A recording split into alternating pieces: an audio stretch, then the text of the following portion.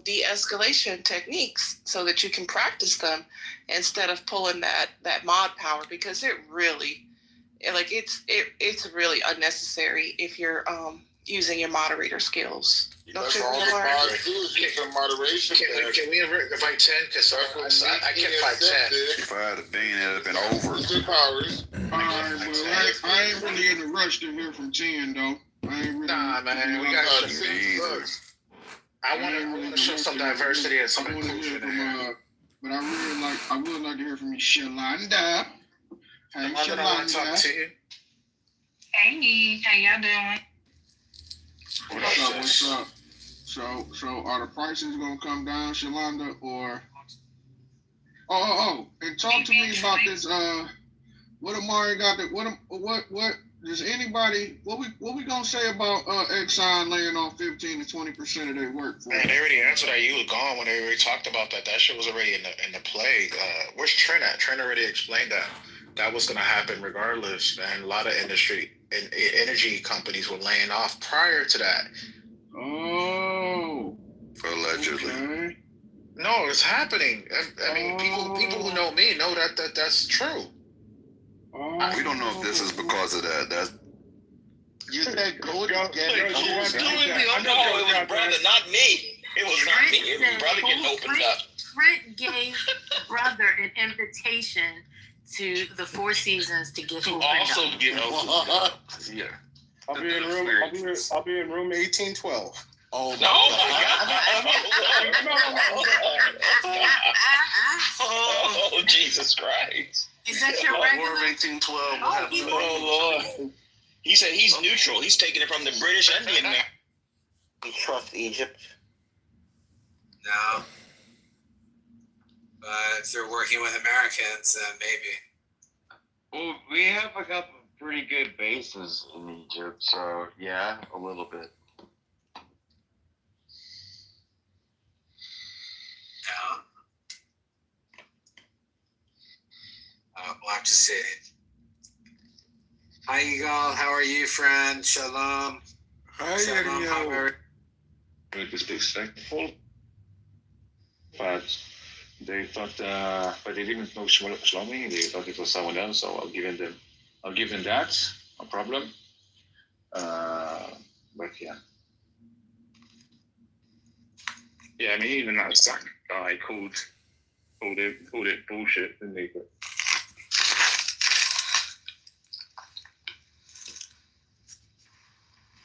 so good. Can we have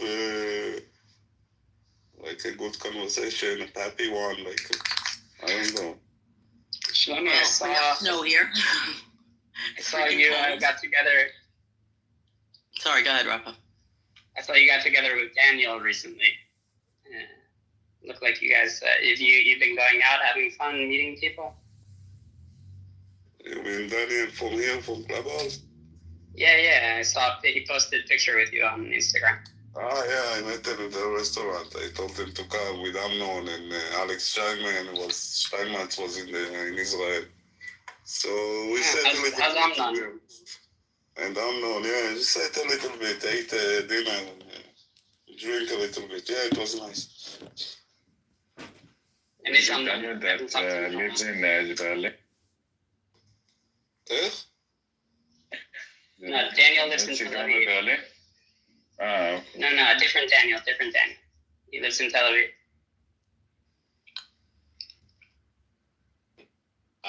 Hold on, let me listen, and I can play it for you. Hold on. Now, if you're going to break the news down, Lemon, you better play it right.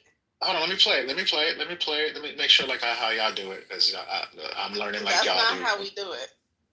Yeah, hold on, you find music mode. Hold on, we go music mode. And make sure you're not on your Bluetooth. Yeah. I'm gonna take out my iPhone. Look at Cypher with the baby oil. Pause. Can you hear me?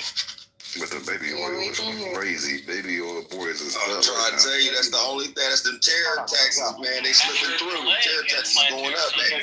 Baby oil boys. President Trump now says he'll impose reciprocal tariffs on several countries next week. Now, that's a pledge that frankly rattled some global markets, but we're still wondering today, what might that mean for the U.S. economy? Let's bring in Peter Morrissey, the former International Trade Commission chief. He's now professor at the University of Maryland.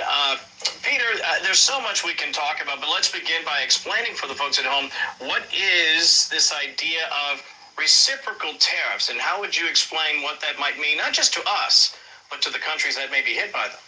Well, typically, the United States charges fairly low tariffs compared to the people we trade with. For example, India has much higher tariffs than we do.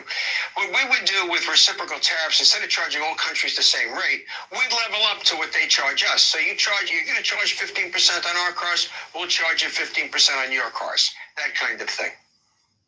Well, let me ask you, though, in the case of Canada, people have been wondering, certainly if you watch the CBC or any of the Canadian broadcasters, I wouldn't say they're in a panic, but I would suggest that they're massively concerned about what the impact of, say, 25% tariffs might mean to their economy, and yet you've described to me that much of our trade with them is actually duty-free.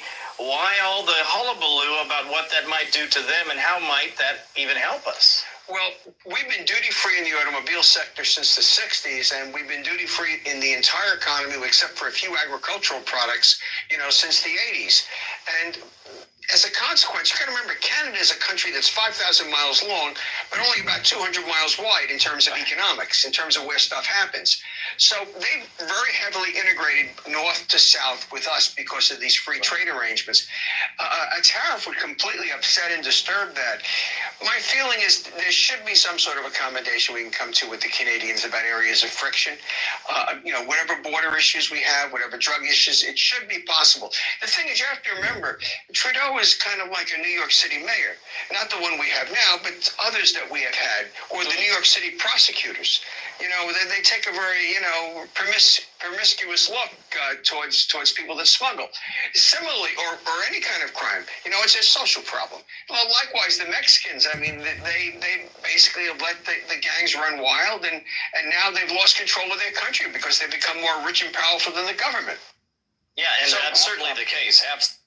So, look, now that, all y'all economic, now he's a professor at the University of Maryland in economics. So, before y'all want to call him some Trumper, y'all want to put up your credentials against him. You're more than welcome to, but I'll land with that. Go ahead, y'all. One isolated professor, that's impressive.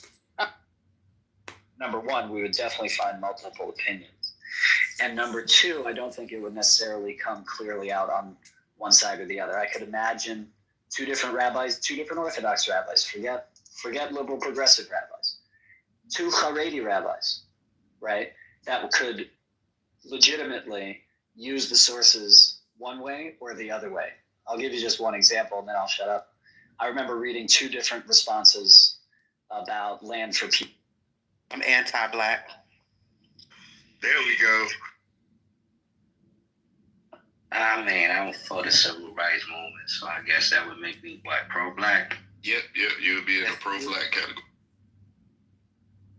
Yeah, I'm not gonna be for the civil rights. That was I'm never gonna be for the civil rights. It's because it's a little bit of a slap in the face, Like I take that, Like how was it, like any images you see? Did they have like a point? Who knows? But you should give them the benefit of the doubt and see where they're going. I gave him the benefit of the doubt for a long time, but then I thought about it. It's a relevant conversation if I should abort, in abortion, and the whole idea of abortion, is it moral or not? The whole idea of an alien does not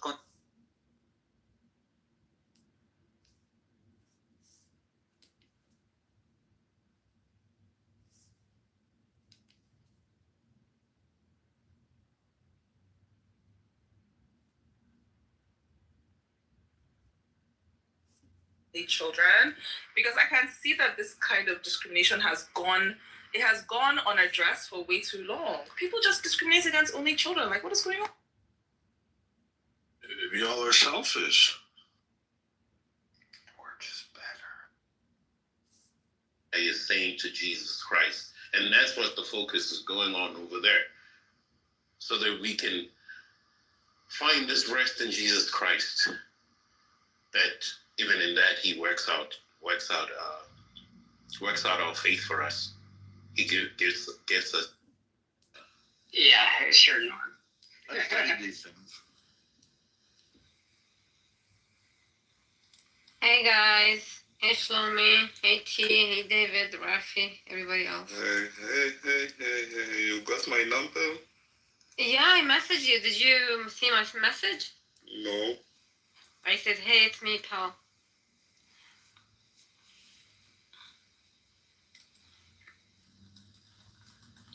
Hi, Heather. Hi, pal. Hi. How's it going? But it has like a girl picture on it. Hey, thanks for letting my dad speak earlier. I'll choose that. Shlomi? Does it have a girl picture? Jacob, your father was a character. Yeah. And I'm glad you don't think like your father. I'm glad you have your own brain. Oh my God. He's so tough to deal with.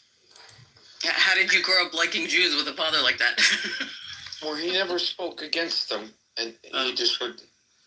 He didn't understand it. He never met a Jew in his life till he's 50. You know, he grew up in Elvis country. There's no Italians, there's no Jews. Does he know Elvis was Jewish? You got to tell him. It might change his mind. Them might not even not. Nah, it's just a different mindset, man. Yeah. You know. Yeah. Break it to him slowly. Start off with Jesus was Jewish and that he worships a Jew. That'll get him started. I don't even think he believes in God. You know what I mean? So, I don't know. The motherfucker, you know, he's different. Go and have a message from you. Sorry. I don't even think he's like a good person, to be honest with you. I'm starting to question. I sent you my number. Did you get it? Here. Did you hear Jacob? I sent you. Saying he's questioning whether his dad's a good person. Yes. Oh, I got it too. Thanks. Okay, great. Yeah, the person who sent me the number maybe got me the wrong number. I think it's your family number, maybe. Maybe, I don't know. So T-Robs is Tim Robinson, potato snitch. No, Yeah, I'm sorry about my dad. He's Wow. not, but he doesn't know Look any at that. better. Look at that PTR. Like, that's awesome. Pederast, racist, meet Tim. Oh, this is beautiful. No, he claims to be an accountant. He never had an accounting degree. T-Robs, I didn't even He would see just what make you've cold done calls here. for companies and set Great up work. Beautifully different done. Let's see. appointments How for do I click? the firm partners. Can't view your profile. Show me! That's what he claims. You're talking about Jesus? No, my father. Oh, I'm sorry. I'm reading the chat. I apologize. They have that in common, your father and Jesus. Jesus was also in business I know development. if he was around today, he'd be in business development for sure. It's where the money is and the people. Yeah, also, there's a lot of money to be made when you can multiply fish and wine and bread. Oh, God. Absolutely. Hey, you want You know what I would do if I was Jesus? You want me to get the Godfather back on? I would hang out by the water, right? And play it totally Nicely low-key. done, T-Robs. And not even do it in front of big Excellent people. work. There's only one or two people around. Just say, Always go on the offensive, eh? The Jews want to hear you again. Hi. There you go, Dad. Attack! They welcome you back. They do? Yes, sir. Oh, hi, everyone. The guy writes Jesus. What the hell is that? Okay. All right, Dad, go ahead. Speak the truth. About what? The American dream, being a Marine from Chicago, Illinois. Being in the United States Marines? Whatever you want to talk about. There's 100 people listed. I did serve in the United States Marines. I served 10 years, active duty. It's probably the toughest military branch in the world. I'd like to say thank you for your service. I mean, well, you're, I don't know how to really respond to that. I mean, you're welcome, I guess. I don't know. That's all right, man. But I did. And, I left home at 17. 17 years old, I was gone. and I didn't come back. I never came back to my home. Never. I did to visit sometimes when I was on leave, but no, never came back and settled there. Sasha wants to ask you a few questions about your voice. My what?